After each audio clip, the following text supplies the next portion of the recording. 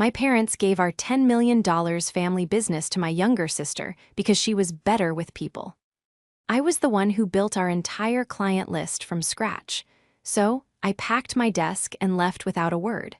By the end of the month, their desperate calls were nonstop, so I made one phone call of my own and took back everything they had stolen. This is where the story truly begins, and you won't want to miss what happens. Make sure you're subscribed to see it through to the end. We're always curious. Where in the world are you all watching from today? Let us know in the comments. The hum of the espresso machine was the only thing cutting through the sterile silence of my office. It was 7 p.m. on a Tuesday, and I was running on fumes and the dregs of a lukewarm coffee. My desk was a disaster zone of architectural blueprints, supplier invoices, and material samples. I was in the middle of finalizing the logistics for the massive Grayson account, a complex, multi-floor corporate installation that was worth 40% of our annual revenue. A migraine was pounding a sharp, rhythmic beat behind my right eye, a familiar companion during what we called Crunch Week. I had just sent the final confirmation email to Mr. Grayson's executive team when my office phone rang. It was my mother, Susan. Her voice was uncharacteristically bright, almost giddy. "Emma, darling, are you still at that dreary office?" she chirped. "You must come home. Your father and I have the most wonderful announcement. We're having a special dinner, just the four of us." "Mom, I'm buried," I sighed, rubbing my temples. "The Grayson project install is Monday. I can't." "Don't be silly, it can wait," she interrupted, her tone shifting from airy to insistent. "This is important. It's about the future of the company. Be here by 8, and wear something nice, not your work trousers." The line clicked dead before I could protest again. A cold knot of dread settled in my stomach, tightening its grip as I drove the familiar route home. My parents, Arthur and Susan, had been hinting at retirement for a year. I had run Artisan Corporate Design, our family's high-end interior and exhibit firm, as the operations director for nearly 15 years.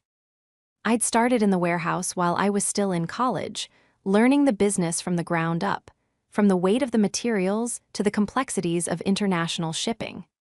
Now, at 36, I managed every high-value account, negotiated every contract, and personally oversaw the execution of every major project. My younger sister, Georgia, who was 30, ran our marketing. She was beautiful, charming, and charismatic. She was the one who went to the galas, networked at cocktail parties, and ran the company's vibrant social media feeds. Our roles were supposed to be symbiotic.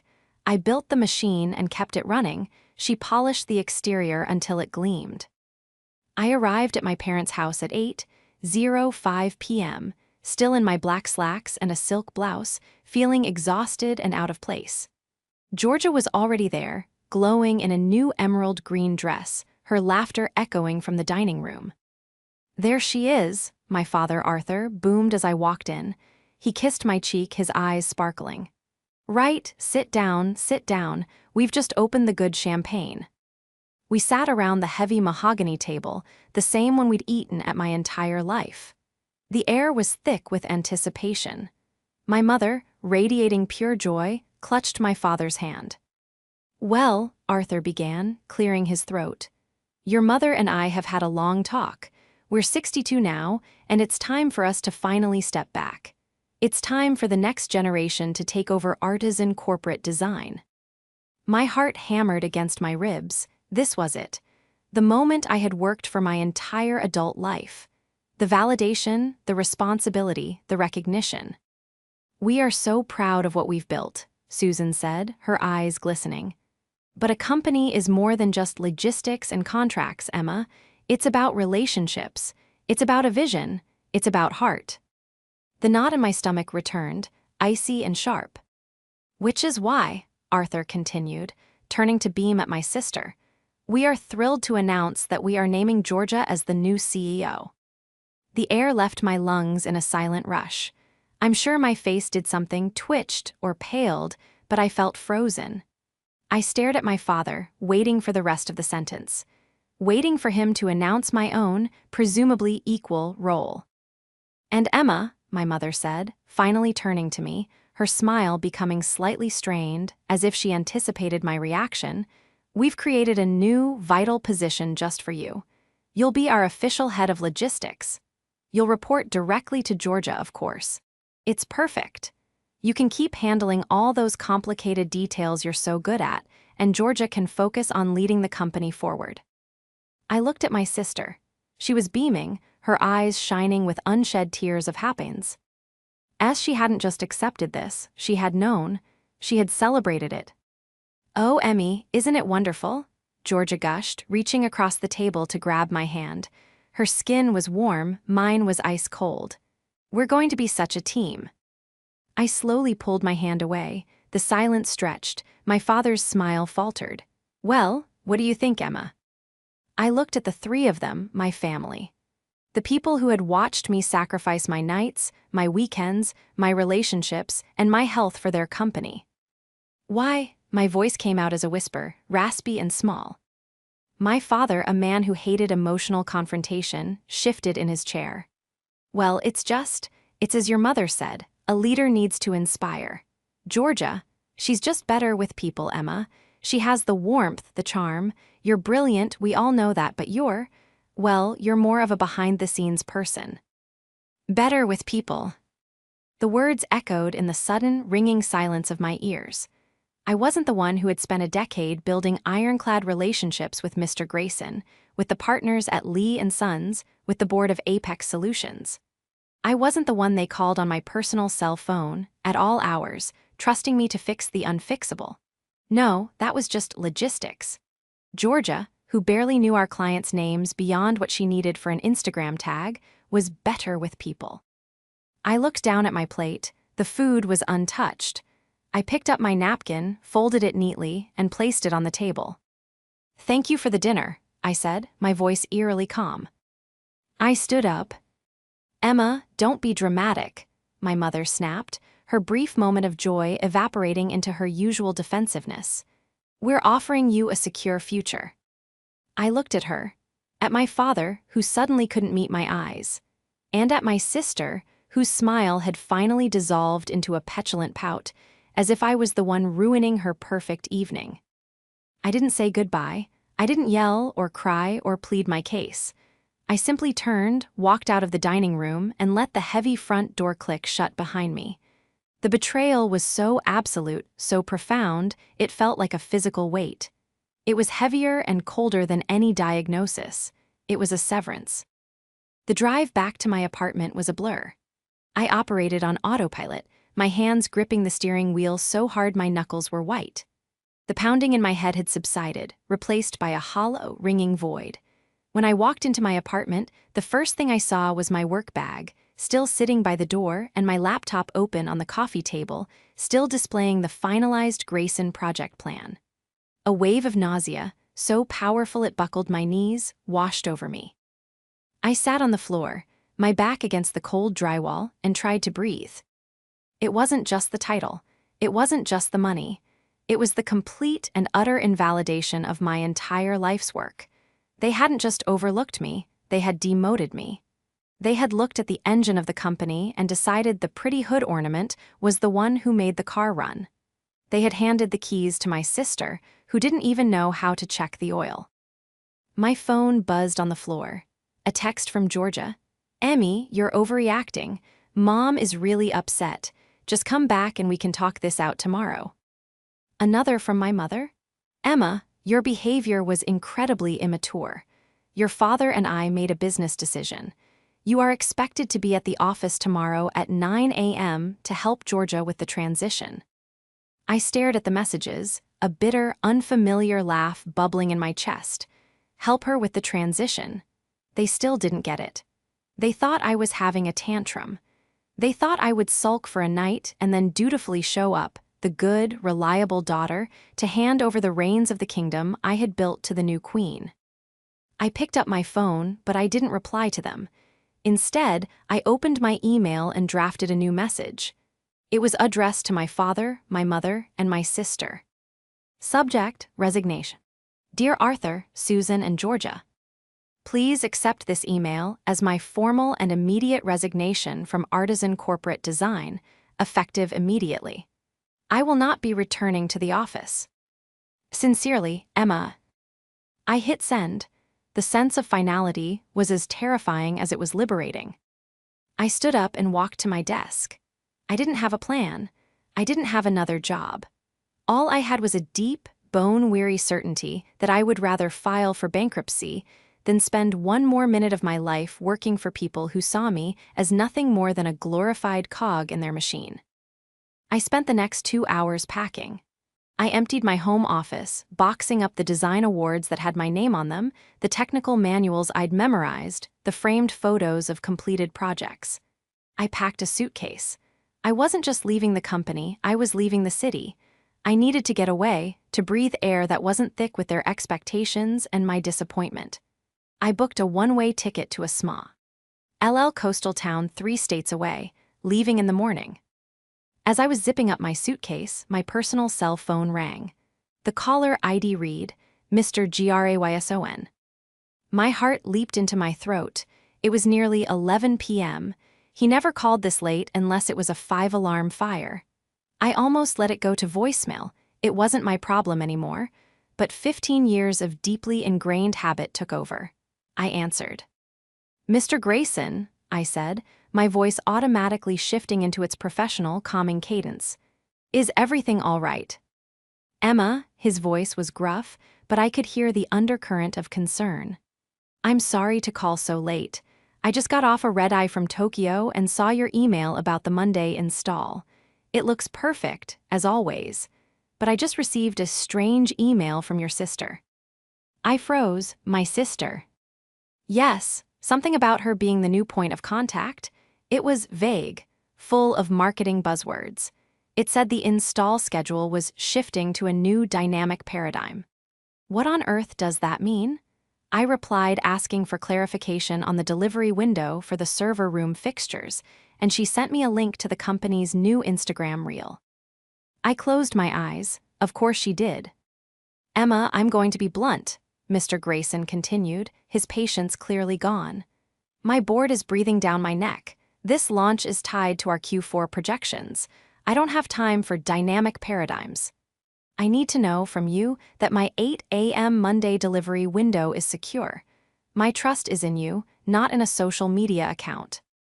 I took a deep breath. This was the moment, the first real test of my decision. Mr. Grayson?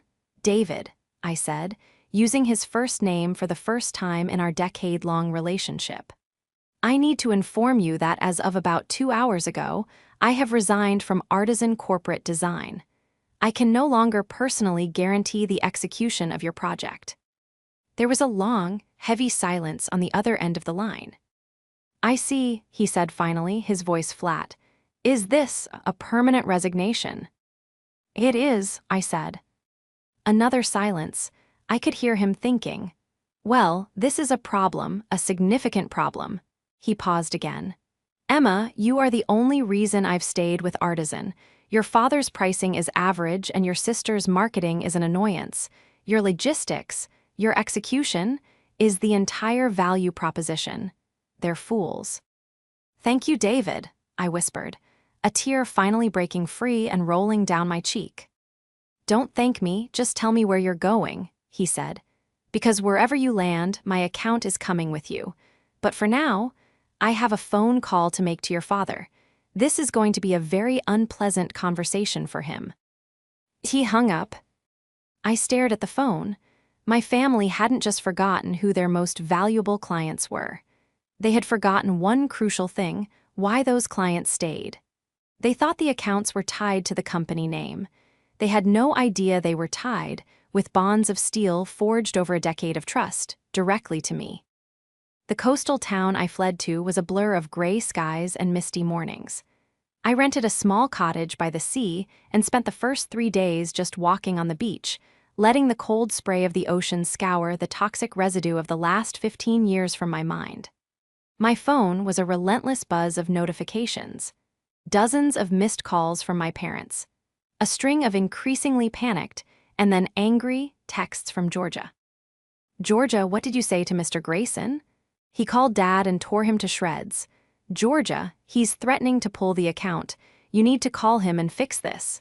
Georgia, Emma, stop being such a child and answer your phone. You are sabotaging me. I read them with a detached, cold sense of calm, and then powered my phone off. The betrayal cut so deep because I had given them everything. I was the responsible one since I was a child. While Georgia was at cheerleading practice and prom, I was at the office, learning how to use the design software, organizing invoices, and cleaning the workshop. When I was in college, getting my degree in business and project management, I wasn't at parties. I was at the office, pulling all-nighters to build the very client management system they still used. I'd personally landed our first major account, Lee & Sons, when I was just 24. I'd overheard Mr. Lee complaining at a trade show that his current supplier was always late. I stepped in, not with a flashy sales pitch, but with a simple, laminated flowchart I'd created, showing our exact logistical process, from order to delivery, with built-in redundancies. He was so impressed by the sheer, boring competence of it that he gave me a trial project. I executed it flawlessly. 15 years later, Lee & Sons was still one of our most loyal clients. But my parents, they only saw what they wanted to see.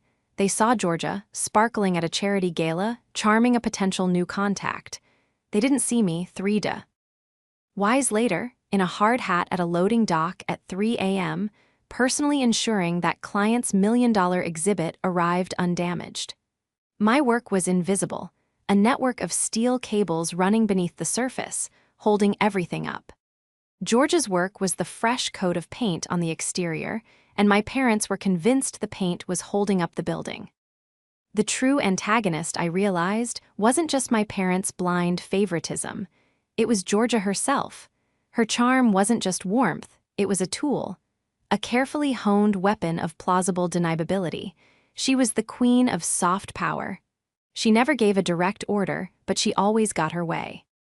I remembered a meeting last year. We were pitching Apex Solutions. I had prepared a 40-page proposal detailing a phased, year-long rollout for their new corporate headquarters. It was intricate, cost-effective, and efficient. Georgia, who had read none of it, swept into the meeting 10 minutes late, wearing a stunning dress. She smiled at the CEO and said, "The proposal is just numbers. What I want to talk about is the feeling you'll get when you walk into your new lobby. The vibe." She then proceeded to show them a 5-minute mood reel she'd made, set to trendy music, showing pictures of sunsets, art galleries, and high-end hotel lobbies.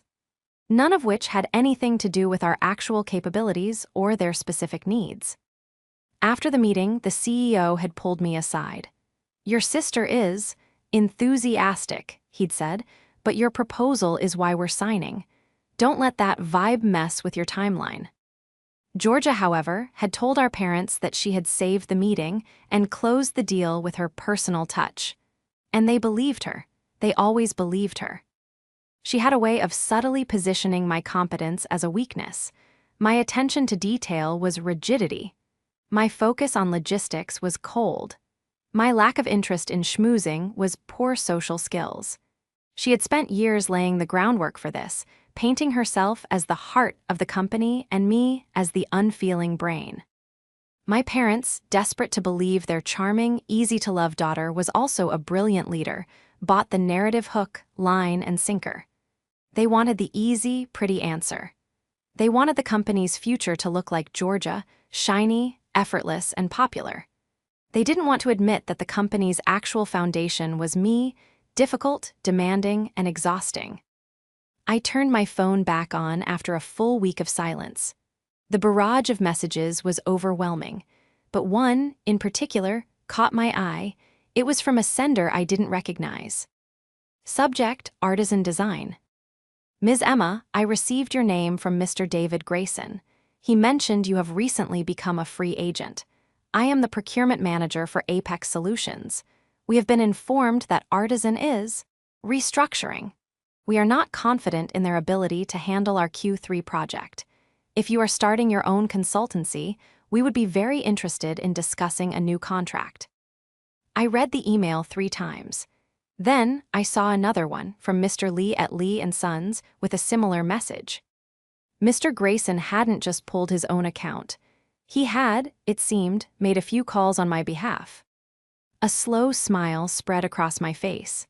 The fog in my head, the heavy weight of grief and betrayal, suddenly began to lift. I wasn't a victim. I wasn't unemployed. I was, as the email said, a free agent. And I had a phone full of clients who were suddenly, desperately, in need of my services. My family thought my skills were a liability, but to the people who actually paid the bills, my rigidity and coldness looked an awful lot like reliability and competence. I opened my laptop, and instead of looking for flights home, I started researching business incorporation laws. The moment I decided to fight back, the world shifted on its axis. The grief didn't vanish, but it crystallized into a hard, clear sense of purpose. My family saw me as a supporting character in their story. It was time to write my own. My clever trap wasn't a complex scheme. It was simply my professional reputation, an asset my family had never bothered to ensure. It was the one thing they couldn't take from me. I spent the next 2 weeks in that coastal cottage, not relaxing, but building a fortress. I registered an LLC, Vance Design Logistics. The name Vance was my grandmother's, a woman of quiet, unshakable strength. It felt appropriate. I drained my personal savings to hire a top-tier corporate lawyer and a freelance accountant. I built a simple, professional website in 48 hours, outlining my services, not as a designer, but as a specialized project execution and logistics consultant for high-end corporate interiors. My first official video call was with Mr. Grayson. "Vance Design," he said, a small smile playing on his lips as he read the name from his screen. "I like it. It sounds solid, like it won't send me a mood reel." "That's the I'd." David," I said, feeling a spark of my old self return. "No dynamic paradigms. Just timelines, manifests, and flawless execution." "That's all I've ever wanted," he said. He forwarded me the email chain between himself and my family. It was a train wreck. After he had pulled his contract, my father had sent a fuming, unprofessional email accusing him of disloyalty. Georgia, in a desperate attempt to fix it, had then offered him a 20% discount and a free social media engagement package to showcase his brand's synergy with ours. "She offered to tag me on Instagram, Emma," Mr. Grayson said, his disbelief palpable. As if that would fix a multi-million-dollar breach of confidence. He wasn't just ready to sign with me, he was eager. We spent an hour outlining a new contract that would give Vance Design full logistical oversight of his project, cutting Artisan out completely. But I knew I couldn't just build my company, I had to understand what I was up against. The sheer speed of Artisan's collapse was faster than I'd anticipated. Losing the Grayson account was a 40% revenue hit, but the panic in my family's texts suggested something more. I hired a corporate risk analyst, a discreet professional my lawyer recommended, to do a deep dive into Artisan's current financial health. I needed to know, from an objective standpoint, what was left of the company I had built. While he worked, I focused on my other clients. I had a long call with Mr. Lee of Lee and Sons. "Emma, thank goodness," he said, his voice full of relief. "We have our annual trade show in Vegas in 3 weeks. Your sister informed my assistant that she's reimagining our exhibit. Emma, it's the same exhibit we've used for 5 years. We just need it shipped and assembled." She sent me a bill for a creative consultation and a quote for a new experiential booth with a built-in DJ. I winced. "Mr. Lee, I am no longer with Artisan, but I have just launched my own logistics firm. If you can get your exhibit materials released to my new shipping partner, I can have my team on the ground in Vegas and have you trade show ready in 48 hours. "Done," he said, without a moment's hesitation. "Send me the contract." One by one, the pillars of Artisan corporate design crumbled and reformed around Vance Design Logistics. Apex Solutions followed a day later.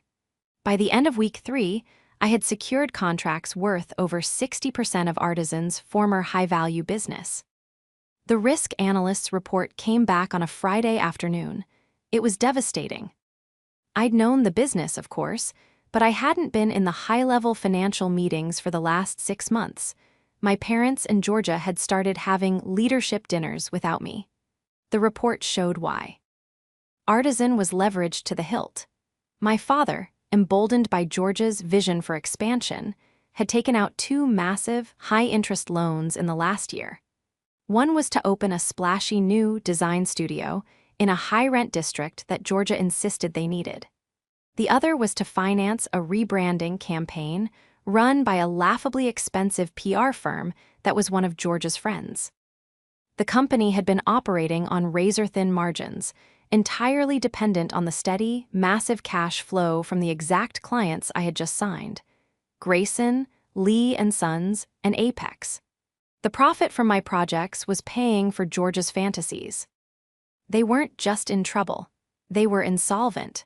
The loans were contingent on the company maintaining a certain valuation and revenue stream. With those 3 clients gone, they were in catastrophic default. My family hadn't just handed my sister a thriving business. They had handed her a ticking time bomb, and I had just walked away with the defusal codes. They had about a week, the analyst projected, before the banks called in the loans and seized the company's assets. The trap was set, and I hadn't had to do a single thing but be competent. My family's own arrogance and my sister's boundless, unchecked ambition had done all the work for me. The final, frantic call came that night. It was my mother. She wasn't yelling. She was sobbing. Emma, you have to come home," she wept into the phone. "The bank, they're calling, they're talking about foreclosure on the building. Your father, he's a wreck. Georgia, she's not. She can't. Oh, God, Emma, please, you have to help us. You're the only one who knows how to fix this." The request, after everything, was so breathtaking in its audacity that I almost laughed. "I'll be there tomorrow," I said, my voice perfectly calm. "Let's have an emergency meeting. At the office, 10 a.m. I flew back on the first flight the next morning. I didn't go to my old apartment. I checked into a luxury hotel in the downtown business district. I spent an hour with my lawyer, reviewing the analyst's report and signing the final contracts for Vance Design. Then, I took a cab to the office. The splashy new design stud Georgia had insisted on was a parody of bad taste. The lobby, which used to be a model of clean, efficient corporate design, was now painted a sickening shade of millennial pink. A giant, tacky neon sign flickered on the wall, reading the vibe. The reception desk was empty. The entire place had the heavy, stale feeling of a sinking ship.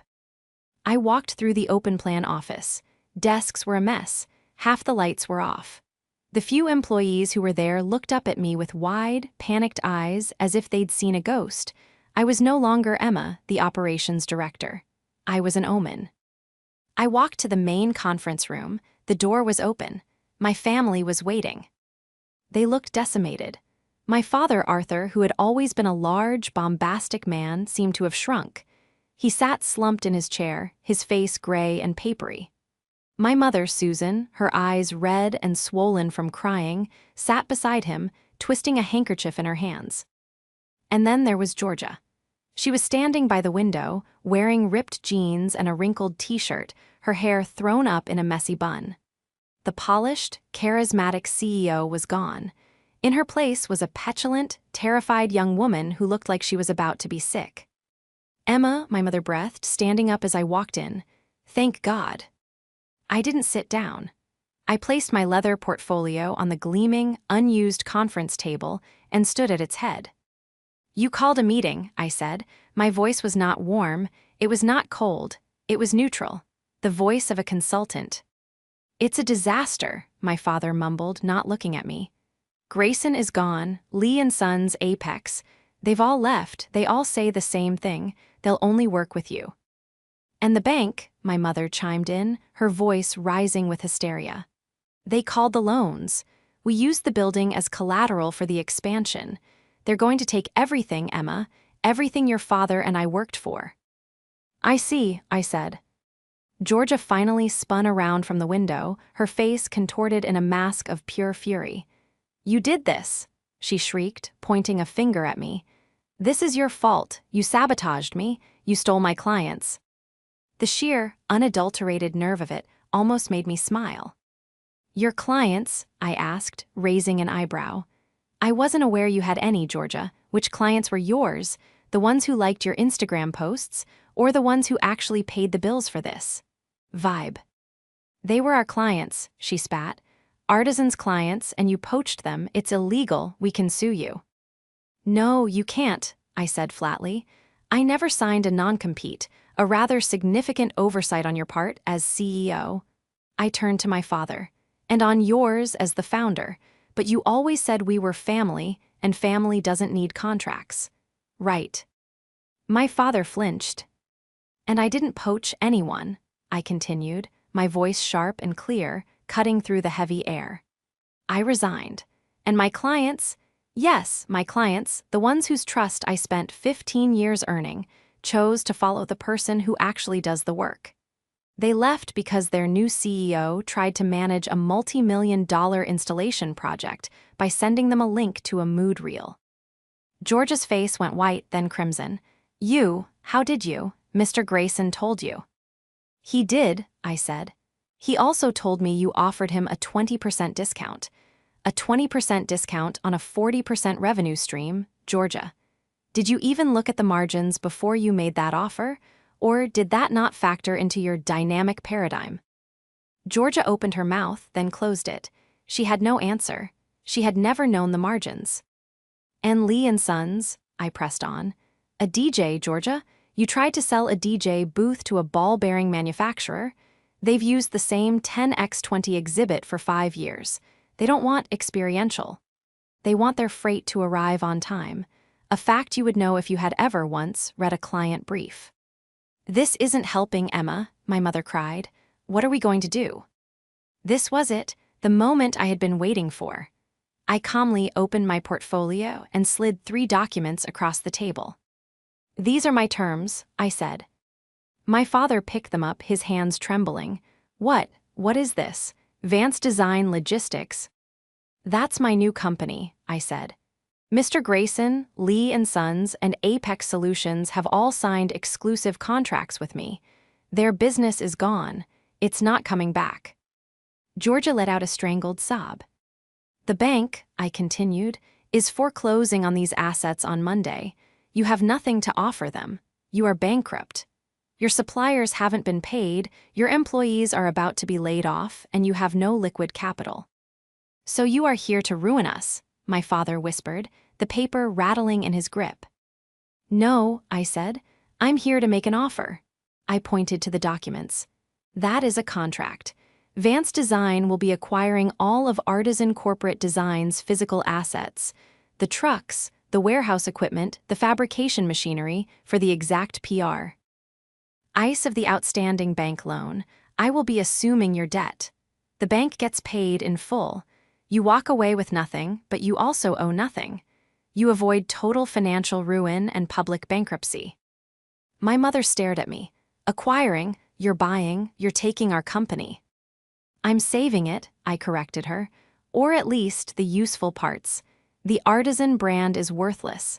The Vibe Studio is a write-off, but the machinery in the workshop, the transport fleet, I built that, I sourced it. I'm not letting it go to a bank auction. Georgia looked at me, her mind finally catching up. And us? What about us? What about me? This is my company. This company is a sinking ship, and you are the one who drilled the holes in the hull, I said, my voice dropping. You get nothing. Mom and Dad get to retire without being sued by creditors. But you get what you've earned. You can't do this, she shrieked. Dad, tell her, Mom, she can't just take it. My parents were silent. My father looked at the contract, then at me. He saw the cold, hard logic. He saw the escape hatch I was offering. He saw the woman his daughter had become.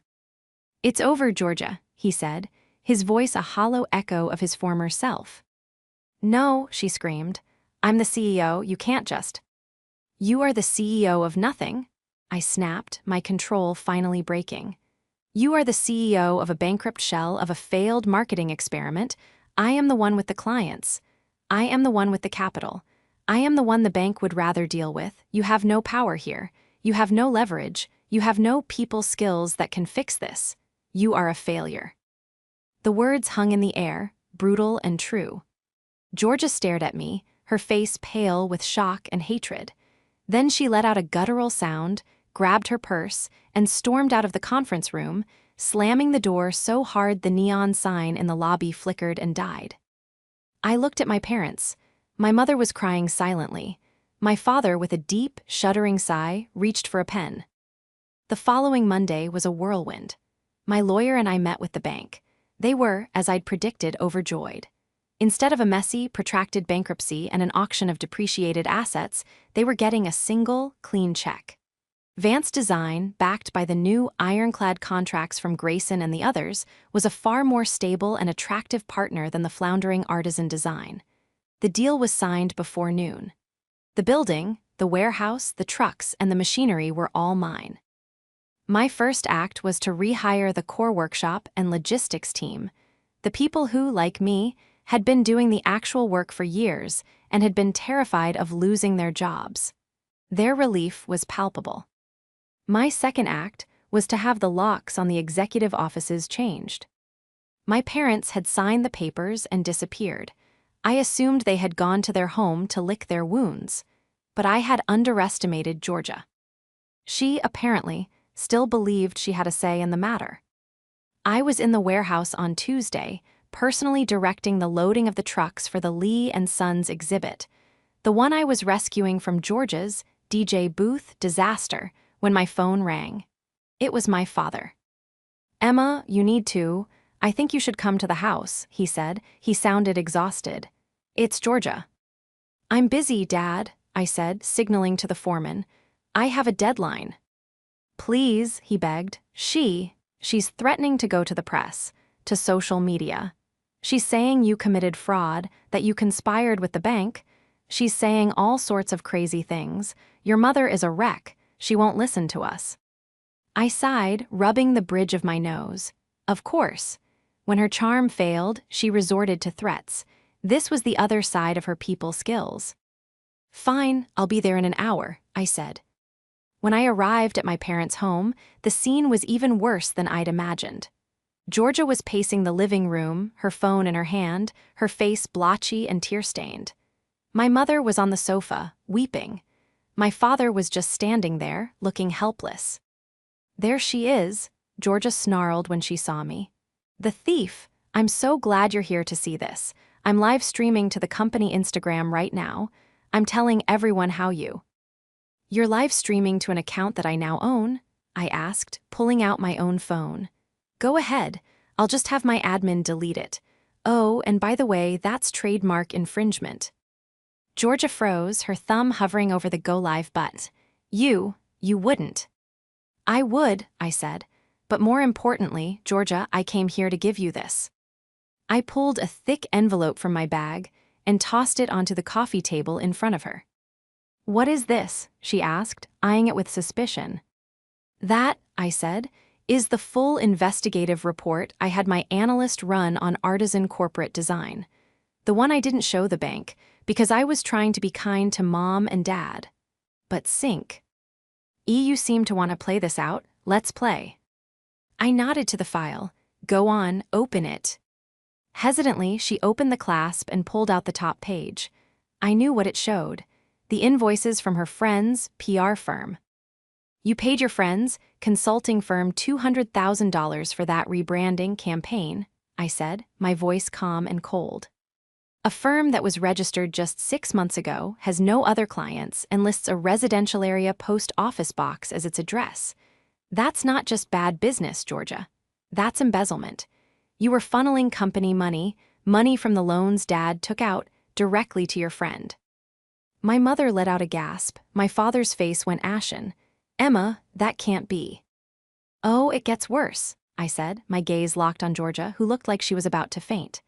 "Turn to page 4. The expense reports for the last quarter. The client dinners at restaurants that, oddly enough, you paid for on the same nights you were posting vacation photos from Miami. The company car you're driving, which is a two-seat luxury sports car leased in Artisan's name. The $50,000 you spent on the Vibe Studios neon sign, all of it charged to the company. You weren't just a bad CEO, Georgia, you're a fraud. You were actively, consciously bankrupting your own family to fund your lifestyle. Georgia sank onto the sofa, the papers slipping from her hand. She was speechless. The truth, in stark black and white, had finally done what reason and emotion never could. It had silenced her. I gave the bank just enough information to show them the company was insolvent, I said, speaking to my parents now. I did not show them this. I did not tell them that their loans were being used to fund your daughter's shopping sprees. I let them believe it was just a series of bad business decisions. I saved this family from a criminal investigation. I saved you, I said, pointing at Georgia, from a lawsuit that would have landed you in jail. My mother was staring at Georgia, her expression one of dawning, sickening horror. Georgia, is this true? Tell me this isn't true. Georgia just stared at the floor, silent tears of humiliation and rage rolling down her cheeks. She had no more lies, no more charm. So here's the deal, I said, taking back the file. You are going to give me your phone. You are going to write down the passwords to every social media account and every company login you still have.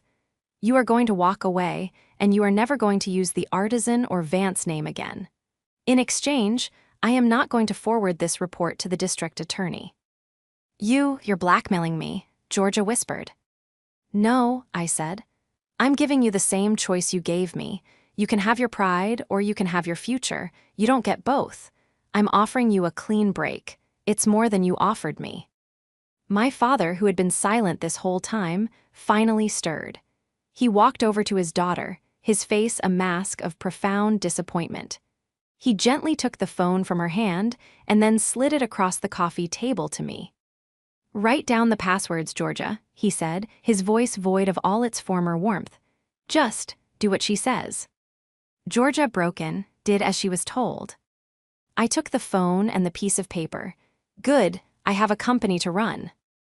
I turned and walked out of the house, leaving the three of them in the ruins of the family they had built. The spell was finally broken. The antagonist's people skills had been revealed for what they were, a hollow, parasitic charm that had almost destroyed them all. 2 months later, the Vance Design Logistics launch party was in full swing. I hadn't wanted a party, but Mr. Grayson had insisted. You didn't just reopen, Emma, he'd argued. You won. You need to plant the flag. So I'd held it in the last place my family would ever expect. The newly scrubbed, repainted, and rebranded warehouse. I'd cleared the main floor, strung up elegant lighting, and brought in a string quartet and a high-end catering company. The cavernous space, which once smelled of sawdust and packing grease, now buzzed with the quiet, confident hum of real success. The guest list was a strategic masterpiece. Mr. Grayson was there, holding court by a display of his project's blueprints. Mr. Lee of Lee & Sons was laughing with the CEO of Apex Solutions, both of them having had their projects delivered flawlessly by my team. My top suppliers were there, my beaming employees were there, and most importantly, the top executives from every potential new client I wanted to land were there. This wasn't just a party, it was a statement. It was a public unveiling of the new power player in corporate design. I was thanking Mr. Grayson for his speech when I saw them. My parents in Georgia. They stood just inside the main loading bay entrance, framed by the cold night air, looking utterly lost. They hadn't been invited. My father and mother were in their old, dated Busey Ness formal clothes, but it was Georgia who was the most shocking. She was thin, her hair was a dull brown, and she was wearing a cheap-looking dress. The vibrant, glowing charisma was gone. She just looked average and angry. A hush fell over the section of the party nearest the door. My father spotted me and started walking over, my mother and Georgia trailing him like reluctant shadows. Emma, my father said, his voice strained. This is quite the event. We just wanted to come and to talk. I don't think we have anything to talk about, Arthur, I said, my voice polite, but not warm. Mr. Grayson, ever the ally, stood silently by my side. Please, Emma, my mother chimed in, her hands twisting. We just want to apologize. We were wrong. We see that now. We're destitute, Emma, my father said, his voice cracking. The house. We had to sell the house. We're living in a small apartment. I'm working as a greeter at a hardware store. Your mother is, she's not well. I looked at them. I felt a small, cold pang of something, but it wasn't pity, it was just closure. And I'm a receptionist. Georgia suddenly spat, shoving past my father. Her eyes were burning with a desperate, wild hatred. A receptionist, me, answering phones for a dentist. Do you know how humiliating that is? I imagine it's very difficult, I said simply. You did this, she shrieked, her voice echoing in the suddenly silent warehouse. The quartet stopped playing. All eyes were on us. You took everything. You took my company. You took my future. You ruined our lives. She was creating a scene, just as she always had, expecting her people skills to rally the crowd to her. But this wasn't her crowd. These weren't people who could be dazzled by a pretty dress or a mood reel. These were CEOs, suppliers, and engineers. These were my people. I held up a hand, and the low murmur of the crowd died instantly. I waited a beat, letting her accusation hang in the air. I didn't take your company, Georgia, I said, my voice carrying clearly across the concrete floor. I bought a collection of defaulted assets at a bank foreclosure. Assets you ran into the ground. I turned to the assembled guests. My apologies, everyone. This is my family. I turned back to my sister. You seem to be under the same delusion you've always been, Georgia. You think this, I gestured to the party, the clients, the buzzing success, was your company. It never was. It was given to me, she cried. It was my name, my vision. And what a vision it was, I said. I nodded to Mr. Lee, who was watching with a grim expression. You told Mr. Lee here that you were going to bring a DJ to his industrial ball-bearing exhibit. A few nervous titters went through the crowd. And you, I said, pointing to the CEO of Apex, you sent him a link to your Instagram when he asked for a server room delivery manifest. The titters grew into quiet, incredulous laughter. Georgia's face crumpled. She had tried to make me the villain, but I was simply holding up a mirror. This, I said, my voice ringing with a final, unshakable authority, is what a company built on competence looks like. This is what happens when deadlines are met and contracts are honored. This is the company I built while you were busy trying to curate a vibe. You were never a CEO, Georgia. You were just a very expensive, very damaging hobby. Georgia looked around, her eyes darting from face to face. She was looking for an ally, for one person to look at her with sympathy. She found none.